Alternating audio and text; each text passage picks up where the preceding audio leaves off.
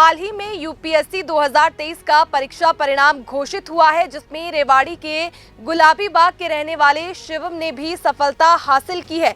आपको बता दें कि शिवम के पिता टैक्सी चालक है और शिवम के यूपीएससी क्लियर करने के बाद से ही घर में खुशी का माहौल बना हुआ है। माता पिता को बधाई देने वालों का तांता घर में लगा हुआ है। रेवाड़ी के गुलाबी बाग निवासी शिवम के पिता हरदयाल रेवाड़ी में ही टैक्सी चलाते हैं। माता का नाम कमलेश है। उन्होंने बताया कि शिवम बचपन से ही मेधावी रहा है। उन्होंने जवाहर नवोदय विद्यालय से अपनी स्कूली शिक्षा ग्रहण की। इसके बाद उन्होंने आईआईटी गुवाहाटी से सिविल इंजीनियरिंग की। इसी दौरान उन्होंने यूपीएससी करने की मन में ठानी। शिवम ने तीसरी बारी में ये मुकाम हासिल किया है। उन्होंने यूपीएससी की तैयारी बिना किसी कोचिंग क्लास के खुद से की और 457वीं रैंक हासिल की है। वहीं शिवम के पिता हरदयाल ने अपने बेटे के इस मुकाम को हासिल करने पर खुशी जाहिर की है। मेरा नाम शिवम है। मैंने यूपीएससी की परीक्षा में 457वीं रैंक हासिल की है।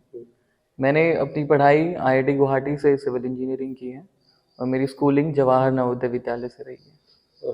अभी जिस तरीके से कल रिजल्ट सामने आया, मन में कैसे लाए थे यूपीएससी की, कहाँ से प्रेरणा मिली थी? देखिए, यूपीएससी के लिए मेरा प्रेरणा स्रोत हमेशा रहा है कि मैंने हमेशा स्टेट स्पॉन्सर्ड एजुकेशन मुझे मिली है। तो मुझे लगता है कि समाज और देश ने मेरी शिक्षा में बहुत बड़ा योगदान किया है और उसी की वजह से मैं आज कुछ भी बन पाया हूँ। तो हमेशा से एक चाह थी कि मैं समाज के लिए अपनी तरफ से पूरा योगदान दूँ और उसमें मुझे लगता है कि civil services best platform provide करता है सोशल सर्विस के लिए। तैयारियाँ कहाँ से की आपने यूपीएससी की? मैंने तैयारी, मैं दिल्ली में रहता था पर मैंने कोई कोचिंग यूपीएससी के लिए नहीं ली है। सेल्फ स्टडी से आपने? हाँ जी। इसकी सेल्फ स्टडी आपने की, यूपीएससी के और भी स्टूडेंट आपके साथ होंगे क्योंकि रिजल्ट आपने थर्ड अटैम्प्ट में क्लियर किया। कैसी प्रॉब्लम्स फेस करने के लिए आई थी सामने? देखिए, जब आप कोचिंग नहीं करते हैं तो फिर एक मार्गदर्शन की कमी आपको बीच में महसूस होती है कि क्या मैं जो कर रहा हूँ वो मैं सही कर रहा हूँ। बट मुझे लगता है कि आप अपने ऊपर कॉन्फिडेंस रखें कि आप जो पढ़ रहे हैं वो सही पढ़ रहे हैं और उसको बार बार रिवाइज करें। उसी से आप उस कोचिंग की कमी को ख़त्म कर सकते हैं और आप पूर्ण अच्छी अपनी तैयारी कर सकते हैं। जिस तरीके से बात सामने आ रही है, आपके पापा भी टैक्सी ड्राइवर है, तो फाइनेंशियल जो प्रॉब्लम्स आती है क्योंकि स्टडी के अंदर काफ़ी अच्छा पैसा लगता है, तो किस तरीके से मैनेज किया ये सब? देखिए, ये मोस्टली तो मेरे माता पिता ने ही मैनेज किया है। उन्होंने हमेशा अपनी ज़रूरतों को सेक्रीफाइस किया हमारी और मेरी बहनों की ज़रूरतों को पूरी करने के लिए, और उन्होंने हमेशा से हमारी एजुकेशन को इम्पोर्टेंस दी है। उनको हमेशा से ये बिलीव था कि एजुकेशन से ही हम अचीव कर सकते हैं जो हम करना चाहते हैं। एक लक्ष्य था यूपीएससी क्लियर करना, अब एम क्या है, क्या कुछ करने वाले हैं आगे देश के लिए? देखिए, मुझे लगता है कि यूपीएससी या फिर कोई भी एक प्लेटफॉर्म है जो एक मीन्स है जो हमें प्रोवाइड करता है समाज में योगदान देने के लिए, और मैं चाहूँगा कि मैं शिक्षा और स्वास्थ्य के सेक्टर में देश के लिए काम कर पाऊँ। क्या नाम है आपका? हरदयाल नाम है जी मेरा। हरदयाल जी, जब पता चला कि बच्चे ने यूपीएससी क्रैक कर लिया, कैसा अनुभव फील हुआ? बहुत अच्छा हुआ जी, बहुत खुशी मिली। आप टैक्सी ड्राइविंग का काम हाँ जी, करते हाँ हो। जी, हाँ।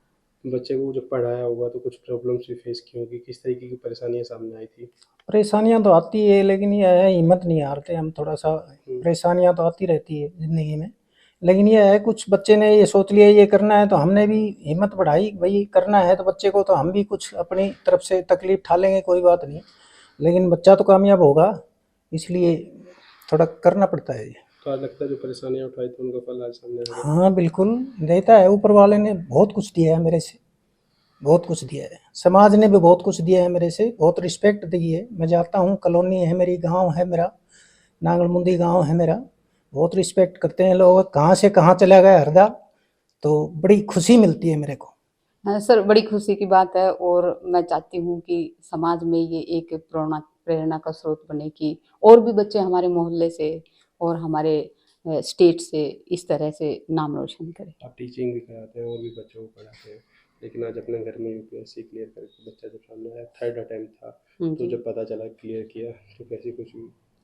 बहुत खुशी हुई सर। जैसे शिवम का फ़ोन आया, वैसे मैं साइट खोल के देख रही थी पर शिवम का फ़ोन आया तो मेरा दिल एकदम से ज़ोर ज़ोर से धड़कने लगा, क्योंकि पिछले साल जब इसका फ़ोन आया था तो इंटरव्यू तक गया था ये पिछले साल, पर फिर इसका फ़ोन आया कि मम्मी मेरा नहीं आया लिस्ट में, तो मुझे लगा कि इस बार पता नहीं क्या सुनाएगा।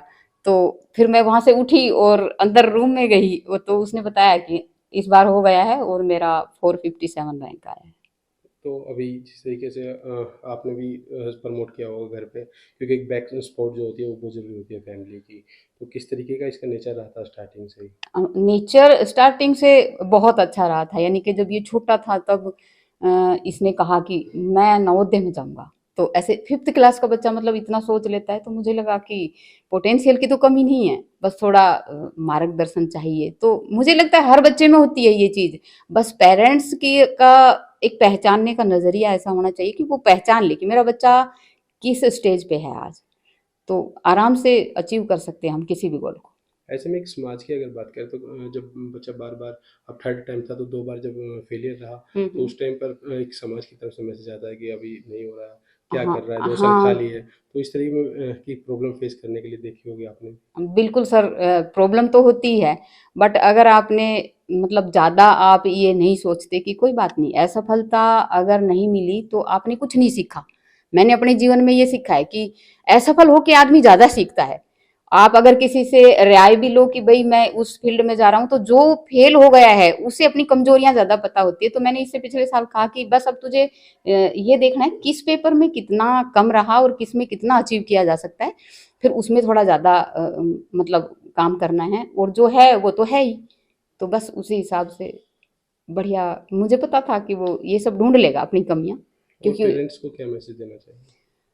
सभी पेरेंट्स को मैं ये मैसेज देना चाहती हूँ, विशेषकर महिलाओं को, कि एक तो एजुकेशन पे अगर हमें थोड़ा मान लो ये लगे कि भाई इधर में, एक तो उसका पूरा वो देखना है डाटा कि बच्चा डेली डेली क्या कर रहा है, और उसको मतलब टीचर जैसे स्कूल हम क्या करते हैं, फीस भर दिया है तो हमारी ड्यूटी खत्म, पर ड्यूटी खत्म नहीं होती, ड्यूटी स्टार्ट होती है उस टाइम। खाली फीस भर देने से बच्चा कामयाब नहीं होता। आप, मैं भी एक टीचर हूँ, मेरे से जो पेरेंट्स ये पूछने आते हैं ना कि जी आज ये नहीं हुआ था, कल ये नहीं हुआ था, तो मैं उस पर ज्यादा ध्यान देती हूँ, क्योंकि जवाबदेही जहाँ होती है ना, वहाँ आदमी ज्यादा एक्टिव होके काम करता है। तो मैं पेरेंट्स से यही कहना चाहूंगी कि अपने बच्चे का हर पल आपको नजर जरूर रखनी है उस पर, चाहे वो कुछ, उसे सब फ्रीडम भी देना है, पर उस पर नजर जरूर रखनी है कि उस फ्रीडम का वो कैसा यूज कर रहा है। क्या नाम है आपका? जी, मेरा नाम पूजा यादव है। पूजा, हाँ भाई जी। ने जब यूपीएससी क्लियर की, हाँ जी। पता चला, कैसे खुशी?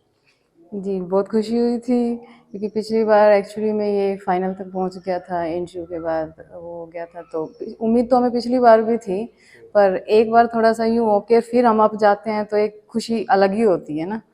और फिर शुरू से ही सेंसिटिव बच्चा रहा है, तो उम्मीद तो हमें जैसे बचपन से ही इसके सपने अलग से ही रहे हैं घर में भी, चाहे आर्थिक स्थिति कैसी भी रही हो, परिवार का वो कैसा भी रहा हो, मम्मी पापा ने हमेशा एजुकेशन का वो किया, और इसका भी मतलब हमेशा इन्वेंशन की वो रहती थी। बचपन में भी बच्चे खिलौने से खेलते हैं, कोई कैसे खेलता है, लेकिन ये चीज़ों को तोड़ तोड़ के जैसे खिलौनों को यूँ देखता था कि इसके अंदर से क्या निकलेगा। टेप रिकॉर्डर है तो आवाज़ कहाँ से आती है, तो कहते हैं ना पूत के पाग पालने में दिख जाते हैं, तो इसी तरह से इसकी अलग से ही हो रही है, और उम्मीद हमें वैसे पूरी थी इससे, नो डाउट।